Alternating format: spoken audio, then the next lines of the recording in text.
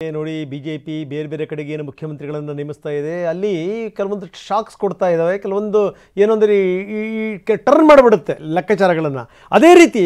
ರೇಖಾ ಗುಪ್ತಾ ಅವರ ಆಯ್ಕೆ ದೆಹಲಿಯ ಮುಖ್ಯಮಂತ್ರಿಯಾಗಿ ರೇಖಾ ಗುಪ್ತಾ ಇವತ್ತು ಪ್ರಮಾಣ ವಚನ ಸ್ವೀಕಾರ ಮಾಡ್ತಾರೆ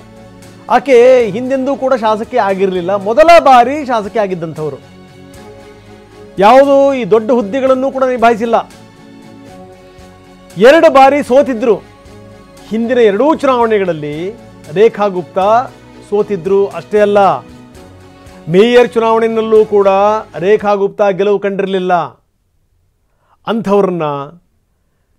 ಇವತ್ತು ದೆಹಲಿ ಮುಖ್ಯಮಂತ್ರಿಯನ್ನಾಗಿ ಮಾಡ್ತಾ ಇದೆ ಬಿಜೆಪಿ ಇದಕ್ಕೆ ಕಾರಣ ಏನು ಅಂತಂದರೆ ಅವರ ನಿರಂತರವಾದಂಥ ದುಡಿಮೆ ಪಕ್ಷಕ್ಕೋಸ್ಕರ ಅವರು ದುಡಿದಿರುವಂಥ ರೀತಿ ಅವರು ABVPಯಿಂದ ಹಿಡಿದು ಸಂಘದ ಜೊತೆಗೆ ಅವರ ಸಂಪರ್ಕ ಜೊತೆಗೆ ಈ ಪಕ್ಷದ ತಳಮಟ್ಟದಿಂದ ಅವರು ದುಡಿದಂಥ ಅನುಭವ ಅವರಿಗಿದೆ ಜೊತೆಗೆ ಒಂದು ಸಂದೇಶವನ್ನು ರವಾನಿಸ್ತಾ ಇದ್ದಾರೆ ಯಾವುದೇ ಅಪೇಕ್ಷೆ ಇಲ್ಲದೆ ನಿರಂತರವಾಗಿ ಪ್ರಯತ್ನ ಪಟ್ಟರೆ ಜೊತೆಗೆ ಅದೃಷ್ಟ ಅನ್ನುವಂಥದ್ದು ಕೂಡ್ಕೊಂಬಂದರೆ ಹೇಗೆ ಒಬ್ಬ ವ್ಯಕ್ತಿ ಉನ್ನತ ಮಟ್ಟಕ್ಕೆ ಏರಬಹುದು ಉನ್ನತ ಪಟ್ಟಕ್ಕೆ ಏರಬಹುದು ಅನ್ನೋಕ್ಕೆ ಬೆಸ್ಟ್ ಎಕ್ಸಾಂಪಲ್ ರೇಖಾ ಗುಪ್ತಾ ಯಾಕಂದರೆ ಈ ಬನಿಯಾಗಳ ಓಟುಗಳಿದಾವಲ್ಲ ಇಲ್ಲಿ ಈ